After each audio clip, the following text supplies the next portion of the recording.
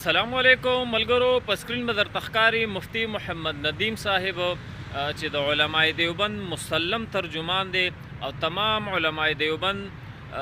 د دب نه مطمئن دي او په د باندې مکمل اعتماد دی. مفتی محمد ندیم سے مبارک یو بزرگ عالم دین دی د علماء دیوبند نه دی.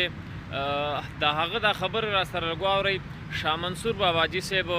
چې الته اجتماع وه او په هغې کې مفتی صاحب محترم ته دعوت ورکړی شوی او مفتی صاحب محترم هغه دعوت بیا قبول کړی او هغه اجتماع ته ورغلی او د مفتی صاحب محترم په موجودګۍ کې شاه منصور باباجي صاحب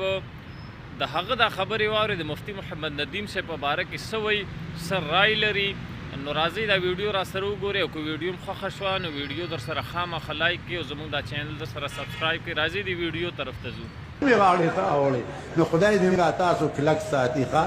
او اوس خدا دې خوښ راغی پته نه لګي الله تعالی دې موږ له استقامت راکړي ان شاء الله. مفتی صاحب تاسو ويشفي صدور قوم مؤمنين هغه د سینې سړی کی او تاسو ته بیان کوي او تاسو بناو ناس یې خدای دې موږ تاسو له استقامت راکړي او زه دې ته هرکلی وایم خوش آمدید ورته وایم چې زمونږ دې کلي ته راغلي او د دې قرآن شریف ختم له راغلل قاري صاحب ته دی ته الله دې دا مبارک کړي او مفتی صاحب ته خو زه د هغې صرف دیدن او ملاقات له رالم چې زمونږ کلي ته علاقې ته داسې شخصیت راغی او زه دې د هغې دیدن له ورنشم. دا خو ډېر افسوس دی کنې ښه نوم یقینو ساته اوبه مې څښلي دي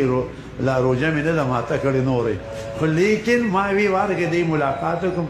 نور به بیا کوو. نورونو خدای دې تاسو خوشحاله ساتي او خدای دې تاسو